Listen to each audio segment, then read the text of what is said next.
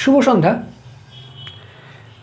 এখন যে জিনিসটা নিয়ে আলোচনা করব সেটা হচ্ছে আর্থকুয়েক অথবা বাংলায় যেটাকে বলো ভূমিকম্প।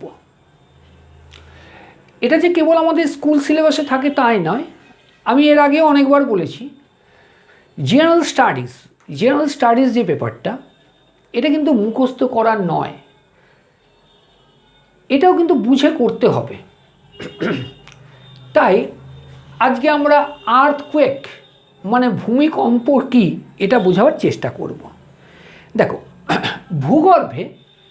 ভূগর্ভে কিন্তু বিভিন্ন ধরনের ক্রিয়াকলাপ চলছে এবং এই ক্রিয়াকলাপের ফলে যেটা হয় একটা বল সৃষ্টি হয় এবং এই বলের প্রভাবেও কিন্তু বিভিন্ন ধরনের জিনিস ভূ অভ্যন্তরে ঘটে চলেছে। এই যে ঘটে চলেছে এটাকেই বলা হয় ভূ আলোড়ন। এটা কি বলা হয়? ভূ আলোড়ন। ভালোভাবে বুঝবে। তোমরা অনেকে বাংলায় বলেছো, তাই আমি বাংলাতেই করছি। তা বাংলাতেই বোঝো ভালো, কারণ ইংলিশে অনেকের অসুবিধা হচ্ছে, তোমরা এটা বলেছিলে, ইটস অলরাইট। তাহলে ভূ আলোড়ন কাকে বলছি? দেখো, ভূ আলোড়ন আর ভূকম্পনকে এক করবো না আপাতত। তাহলে কী হচ্ছে, অভ্যন্তরে ভূপৃষ্ঠের অভ্যন্তরে বিভিন্ন বল বা বিভিন্ন ক্রিয়াকলাপ চলছে এবং বল সৃষ্টি হচ্ছে। এর ফলে বেশ কিছু ঘটনা ঘটছে, বেশ কিছু প্রভাব পড়ছে। এই প্রভাবটাকেই বলা হয় ভূ আলোড়ন। এই যে ভূ আলোড়ন পড়লাম, এর দেখো প্রকৃত ও বৈশিষ্ট্য অনুযায়ী অভ্যন্তরস্থ, কি বললাম? প্রকৃত ও বৈশিষ্ট্য অনুযায়ী অভ্যন্তরস্থ কিছু পরিবর্তন সাধিত হচ্ছে। সেটাকে আমরা দুভাগে ভাগ করছি। কি হচ্ছে?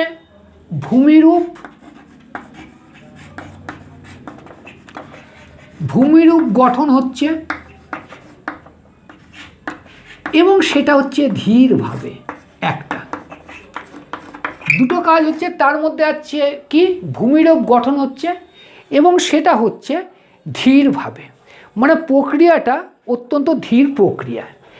আর একটা হচ্ছে কি, বা ভূমিরূপ গঠন বা তুমি বলতে পারতো ভূমিরূপ পরিবর্তন। গঠন বা পরিবর্তন হচ্ছে ধীর রূপে। আর একটা হচ্ছে কি, দেখো, আর একটা হচ্ছে ভূমিরূপ গঠন ও পরিবর্তন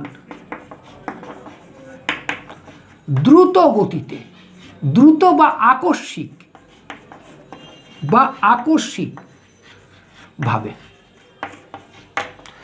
তাহলে দেখা গেল কি, দেখো, ভূ আন্দোলনের ফলে কি হলো, দুটো জিনিস হচ্ছে। কি হচ্ছে? ভূমিরূপ গঠন এবং পরিবর্তন, যেটা হচ্ছে ধীর গতিতে। আবার কিছু দেখছি পরিবর্তন হচ্ছে আকস্মিক অথবা দ্রুত গতিতে। মনে রাখবে, যখনই আকস্মিক বা দ্রুত গতিতে হচ্ছে, এই জিনিসটাই হচ্ছে আমাদের কি, আর্থকুয়েক বা ভূমিকম্প। আশা করি বোঝাতে পারলাম। তাহলে এইটুকুনিতে বুঝলাম কি, ভূগর্ভে বিভিন্ন কার্যকলাপ ঘটে চলেছে, একটা বল সৃষ্টি হচ্ছে, বলের একটা প্রভাব রয়েছে, এই প্রভাবকেই বলছি, প্রভাবের ফলে সৃষ্টি হলো কি, ভূ আলোড়ন। এই ভূ আলোড়নের বৈশিষ্ট্য অনুযায়ী আবার এটাকে দুটো ভাগে ভাগ করা হচ্ছে। একটা হচ্ছে কি, ভূমিরূপ গঠন বা পরিবর্তন, যেটা কি ধীর লয়ে হচ্ছে, অত্যন্ত ধীরে হচ্ছে। আর একটা হচ্ছে কি, ভূমিরূপ গঠন বা পরিবর্তন অত্যন্ত ফাস্ট হচ্ছে, অত্যন্ত আকস্মিক হচ্ছে। এই যে আকস্মিক বা ফাস্ট হচ্ছে, এটাকেই বলবো আমরা ভূমিকম্প। এবার যেটা কথা হচ্ছে, ডাস্টারটা কোথায়? এবার যে কথা হচ্ছে ভূমিকম্প, তার মানে বলা যায় ভূমিকম্প যেটা, সেটা হচ্ছে সম্পূর্ণ আকস্মিক পরিবর্তন। এবং এইটা নিয়েই আজকে আমাদের ক্লাস। তাহলে এবার কথাটা হলো ভূমিকম্প কাকে বলবো। প্রথম কথা হলো, ভূ অভ্যন্তরে, ভালোভাবে বুঝবে, ভূ অভ্যন্তরে কোনো কারণে আকস্মিক যদি কোনো কম্পন হয়, সে কম্পনটা কি হতে পারে?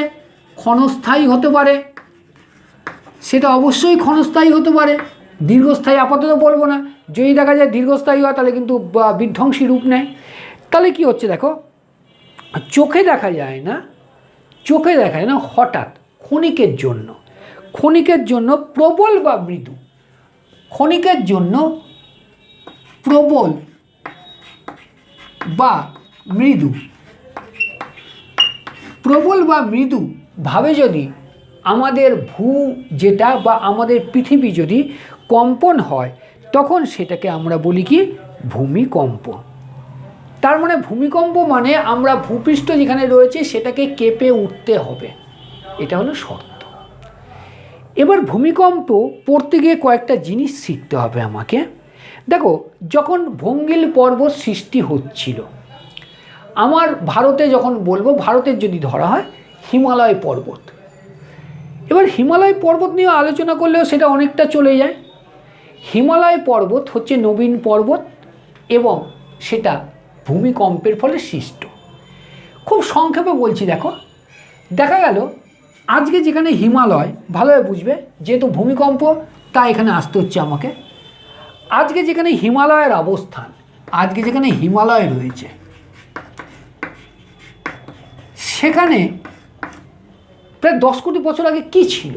সেখানে ছিল টেথিস। এই যে টেথিস, এই টেথিস নামে একটা অগভীর সমুদ্র ছিল এবং টেথিসের দুই যে ধার, এই দুই ধার কি ছিল? আঙ্কারা ল্যান্ড এবং গন্ডোয়ানা ল্যান্ড নামের ল্যান্ড ছিল বা ভূমি ছিল। অবভিয়াসলি দেখো কি হলো, তখন দেখা যাচ্ছে কি, দেখো খুব ভালোভাবে বুঝবে, এই যে অগভীর সমুদ্র ছিল, গন্ডোয়ানা ল্যান্ড এবং আঙ্কারা ল্যান্ড থেকে ক্ষয়িত পদার্থসমূহ কী হতো, বিভিন্ন প্রাকৃতিক কাজের ফলে ক্ষয়িত হতো এবং এটা এসে কী হতো, এখানে জমতে শুরু করতো। খুব ভালোভাবে লক্ষ্য করো, খুব ভালোভাবে যখন জমছে, মানে একটা সাধারণভাবে খুব সাধারণভাবে আমি যে আমার যারা অত্যন্ত বাচ্চা ছেলে মেয়ে যারা আমার কাছে 9, 10, 11, 12 যারা ভূগোল পড়ে তাদেরকে যেভাবে বলি, তোমাকে বলা হলো তোমার যে ঘর, তোমার ঘরটাকে ঝাড় দিতে, খুব নোংরা হয়েছে, ধুলো জমেছে, যা বা আমি ধরো চকে লিখি ডাস্ট যে ওরকম ডাস্টগুলো পড়ে, যদি ঝাড় দিতে বলা হয় তোমার ঘরটা ময়লা কতটা, এইটুকুনি বেরোবে বা আর একটু বেরোবে। এবার বলা হলো আমি নবদ্বীপ বিলং করি, মানে আমি নবদ্বীপে থাকি, নবদ্বীপেই আমার এই শিক্ষা কেন্দ্র। বলা হলো সারা নবদ্বীপকে ঝাড় দাও, ধুলো জোগাড় করো, নিঃসন্দেহে কোয়ান্টিটি অনেক হবে। এবার ধরো দুটো মহাদেশের থেকেও বড় আঙ্কারা ল্যান্ড, গন্ডোয়ানা ল্যান্ড, এখান থেকে যে ভূমি ক্ষয় হলো, যেগুলো আসছে এখানে জমলো, তো পলি সৃষ্টি হচ্ছে। এবার খুব ভালোভাবে লক্ষ্য করবে, তোমার হাতের তালুটাও যদি তুমি নাও, দেখো খুব ভালোভাবে এরকম হাতের তালুতে যদি আমি এখানে চাপটা দিই, এই যে চাপ দিচ্ছি যখন, খুব ভালোভাবে লক্ষ্য করো পাশের দুটো ভূমি কিন্তু এগিয়ে আসে। তাহলে এখানেও সেটা হলো, দেখো এই যে ভূমির ওপরে আবার পলি পড়লো, আবার পলি পড়লে, এরকমভাবে পলিগুলো পড়ছে, জীবাশ্ম পরে আসবো। ফলে কি হলো দেখো, এর ফলে একটা জিনিস হয়ে গেল, জিনিসটা হলো কি, জাস্ট এ মিনিট, জিনিসটা হলো কি নিম্নচাপের সৃষ্টি। এই যে চাপ দিচ্ছে নিচে, ক্লিয়ার? অবশ্য তাপ রয়েছে। এবার এর ফলে কি হলো, তোমাকে যে জিনিসটা আমি বলছিলাম, এখানে যদি চাপটা পড়ে, ভালোভাবে লক্ষ্য করো, তোমার হাত নিয়োগ করতে হবে, এখানে যদি চাপটা ফেলো, এই পাশের দুটো অঞ্চল এগিয়ে আসতে সৃষ্টি করে, এগিয়ে আসার চেষ্টা করে। তাহলে অবভিয়াসলি এই দুটো অঞ্চল কি করছে, এগিয়ে আসার চেষ্টা করছে। এরা যখন এগিয়ে আসার চেষ্টা করছে, খুব ভালোভাবে এবার লক্ষ্য করো, যখন এগিয়ে আসার চেষ্টা করছে না, তখন এই দুটো চাপের ফলে আরেকটা জিনিস ঘটেছে, এটা যখন এগিয়ে এরম করে আসতে চেষ্টা করে, এরম করে এরকম করে ওপরে উঠে গেছে। এর ফলে কি হয়েছে, এর ফলে এই পার্শ্ব নিম্নচাপের ফলে পার্শ্বচাপ এবং পরে উচ্চচাপের সৃষ্টি হওয়ার ফলে কী হলো, এই পর্বতটা ওপরে উঠে আসলো এবং প্রত্যেকটা কিন্তু ভাঁজ পড়ে পড়ে এই ভাঁজ পড়ে পড়ে হলে বলে কিন্তু এটাকে ভঙ্গিল পর্বত বললাম। এবং যেটা জানার কথা, যখন ভঙ্গিল পর্বত সৃষ্টি হচ্ছিল তখন ডাডলি স্টাম্প, এটা DUDLY, ডাডলি স্টাম্প, STUMP, এই ভূগোলবিদের ভূতত্ত্ববিদের কথা মনে রাখবে। ইনি বলেছেন বা বলছেন বিভিন্ন তর্ক বিশ্লেষণ করে, যখন ভঙ্গিল পর্বত সৃষ্টি হচ্ছিল তখন কিন্তু প্রচুর পরিমাণে ভূমিকম্প হতো, প্রচুর পরিমাণে। কিন্তু তারপর আজকে এখন বর্তমান যদি ধরি, সেই ভূমিকম্প কিন্তু হয় না, অত হয় না। তবুও কিন্তু মোর অর লেস আমরা কিন্তু মানে প্রতি বছর গড়ে প্রায় 5 লক্ষ ভূমিকম্প হয়। প্রতি বছর গড়ে 5 লক্ষ ভূমিকম্প হচ্ছে। এর মধ্যে 50টা হয় ডেভাস্টেটিং, মানে 50টা ভূমিকম্প হয় কম বেশি, 50টা অত্যন্ত ভয়ানক রূপ নেয়, সেগুলোকে আমরা ফিল করি। বাদ বাকিগুলোকে কিন্তু আমরা ফিল করি না, অত্যন্ত মৃদু হয় বলে। তা যেটা বলছিলাম দেখো, তাহলে এখানে ভাঁজ পড়ে সৃষ্টি হলো ভঙ্গিল। তাহলে এই ভঙ্গিল পর্ব যখন সৃষ্টি হচ্ছিল, তখন কিন্তু প্রচুর পরিমাণে ভূমিকম্প হচ্ছিল। এবং ভূমিকম্প যদি না হয়, তাহলে তো দেখো যেগুলো এই যে পলি এভাবে তো পড়েছে, তার উপরে আবার চাপ পড়েছে, এরকম করতে করতে তো ভূমিটা উঠলো ওপরে। এর ফলে এই জন্যই কিন্তু ভঙ্গিল পর্বত দেখা যায় কি পরপর ভাঁজ, ফোল্ডেড মাউন্টেন বলা হচ্ছে পলির ভাঁজ পড়া। এখানে আর একটা জিনিসও এসে যায়, যেহেতু এককালে এটা সমুদ্রের তলায় ছিল, অগভীর সমুদ্র, তাই এখানে প্রচুর পরিমাণে কিন্তু কি পাওয়া যাচ্ছে, জীবাশ্ম পাওয়া যাচ্ছে। জীবাশ্ম তোমরা যারা বাংলাতে পরীক্ষা দেবে, দেখো একটা কথা দেখো,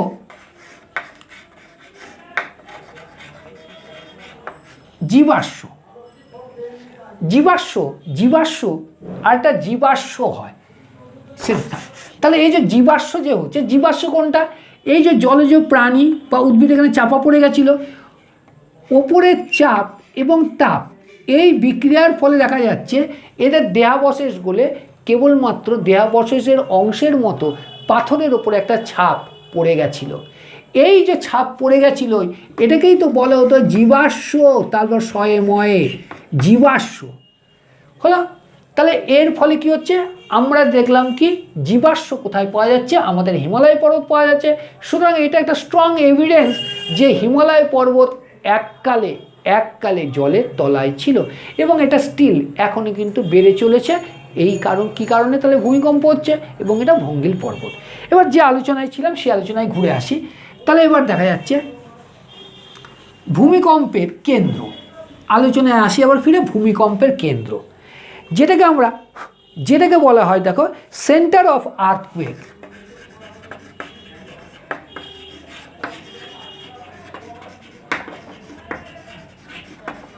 মনে রাখবে, সেন্টার অফ আর্থকুয়েক অনেক সময় দেখানো হয় এইভাবে।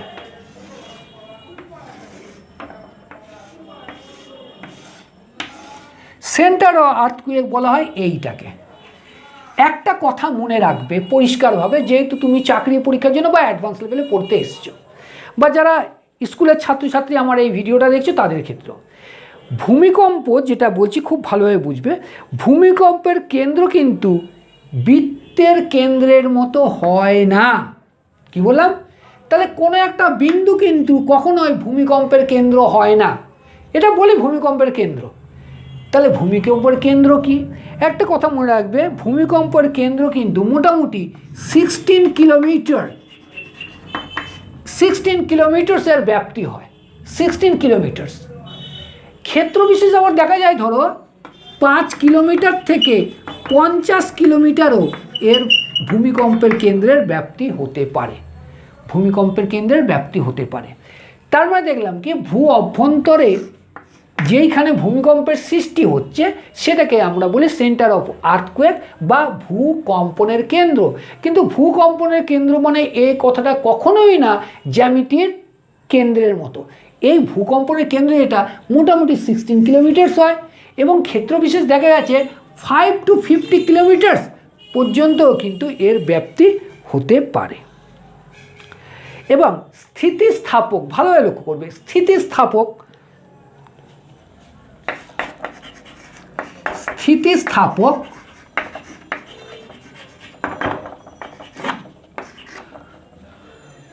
ভূত্বকের মধ্য দিয়ে এটা অ্যাডভান্স হয়। তাহলে কি স্থিতিস্থাপক ভূত্বকের মধ্য দিয়ে কিন্তু এটা কি হবে, অ্যাডভান্স হবে। তাহলে যেটা কথা, পৃথিবীর অধিকাংশই ভূমিকম্প আমরা দেখলাম অনুভব করলাম না, কেন, অতটা দ্রুত হয় না, আংশিক দ্রুত হয়। সেটা কোনটা, মোটামুটি 500টার মতো, সেটা ফিল করি। এবার এই যে ভূমিকম্প, তাহলে ভূমিকম্পের নিঃসন্দেহে মাপার তো একটা যন্ত্র দরকার। তাহলে ভূকম্প নির্ণয়ের জন্য যেটা একটা যন্ত্র আছে সেটাকে বলা হয় সিসমোগ্রাফ। কীকে বলা হয়? সিসমোগ্রাফ। সিসমোগ্রাফ। তাহলে ভূমিকম্প মাপার জন্য একটা আমার যন্ত্রের প্রয়োজন, কম্পনটা, সেটা হচ্ছে কি সিসমোগ্রাফ প্রয়োজন। এইটুকুনি বুঝলাম। এইটুকুনি বুঝে কার কোথাও অসুবিধা সেটা আমাকে বলো, তারপর আমি আবার কন্টিনিউ করছি। তাহলে খুব ভালোভাবে বুঝবে। এটা যদি আবার সাম আপ করি, কী বলবো? বলতে হবে এরকমভাবে, সবার আগে শিখতে হবে কি ভূ আলোড়নটা কী। ভূ আলোড়ন হচ্ছে কি করে পারলাম, দেখালো বিভিন্ন ভূগর্ভে বিভিন্ন কার্যকলাপ চলছে, বল সৃষ্টি হচ্ছে। এই বলের ফলে কি হচ্ছে, একটা প্রভাব ঘটছে। এই প্রভাবে যেটা প্রভাব সেটাকে বলে আমরা ভূ আলোড়ন। আবার আলোচনা করে আসলাম ভূ আলোড়ন ক রকমের। ভূ আলোড়ন দেখা গেল দু রকমের রেজাল্ট করছে। কি রেজাল্ট করছে? একটা হচ্ছে যেটা অ্যাকচুয়ালি বলা হয় অভ্যন্তরস্থ প্রক্রিয়া। অভ্যন্তরস্থ প্রক্রিয়া দুটো হচ্ছে, একটা করছে কি ভূমি গঠন করছে ঠিকই, কিন্তু ধীর মাত্রায়। আবার আরেকটা কিছুক্ষণ আগে বোর্ড মুছে ফেলেছি, দেখলাম কি ভূমি গঠন করছে, পরিবর্তনটা কিন্তু আকস্মিক এবং দ্রুত হচ্ছে। এবং এই যে দ্রুত বা আকস্মিক পরিবর্তনটা হলো, এটাকেই বলা হচ্ছে কি ভূমিকম্প। তাহলে ভূমিকম্পে ঢুকলাম। ভূমিকম্পের পরে আমাকে ঢুকতে হবে ভূমিকম্পটা কি। ভূমি মানে তো এই যেখানে দাঁড়িয়ে আছে সেটা যে কেঁপে ওঠে, কিন্তু ভূমিকম্পটা হচ্ছে কি দেখো কোনো অদৃশ্য কারণে, সেটা কিন্তু আমরা দেখতে পাই না, চোখে দেখা যায় না। এই যে ভূপৃষ্ঠ ক্ষণিকের জন্য যদি প্রবল বা মৃদুভাবে কেঁপে ওঠে, that one is called earthquake. এই প্রাকৃতিক ঘটনাকে বলছি আমরা আর্থকুয়েক। ভঙ্গিল পর্বত যখন সৃষ্টি হচ্ছিল, বারবার কথা বলতে হয়, ভঙ্গিল পর্বত যখন সৃষ্টি হচ্ছিল তখন ব্যাপক হারে ভূমিকম্প হতো। সেটা ড্যাডলি স্টাম্প, যিনি ভূতত্ত্ববিদ, সেই বলছে বর্তমানে কিন্তু অত্যন্ত কম আছে। আচ্ছা, ড্যাডলি স্টাম্প এই কথাটা উচ্চারণ করলো এই কারণে, তোমাদের কিন্তু পরীক্ষা তো যে কোনোভাবে প্রশ্ন আসতে পারে, বলা আসতেই পারে যে ড্যাডলি স্টাম্প কিসের সাথে যুক্ত, 4টে ফিল্ডের নাম বলে দিল। সেখানে যদি আমি না জানি যে ভূমিকম্পের সাথে যুক্ত, তাহলে আমি লিখতে পারবো না, সেখানে একটা নাম্বার আমার ডিডাক্ট হয়ে গেল এই কারণে। আচ্ছা, এবার ভূমিকম্পের আমরা যেটাকে বলি এই যে কেন্দ্র যেখানে সৃষ্টি হচ্ছে, মনে রাখতে হবে এই ভূমিকম্পের কেন্দ্রটা কিন্তু কখনোই বৃত্তের এই কেন্দ্র নয়। এটা কিন্তু 16 কিলোমিটার পর্যন্ত থাকতে পারে, 16 কিলো, এবং অনেক ক্ষেত্রে দেখা গেছে এটা 5 কিলোমিটার টু 50 কিলোমিটার পর্যন্ত এর ব্যাপ্তি থাকে। তা স্থিতিস্থাপক যে ভূত্বক, তার মধ্য দিয়েই কিন্তু এটা কী হয়, অ্যাডভান্স হয় বা এগিয়ে যায়। আশা করি এই যেইটুকুনি বোঝালাম তুমি বুঝতে পারলে। একটু দেখে নাও, তারপর আমি আবার আলোচনা করছি।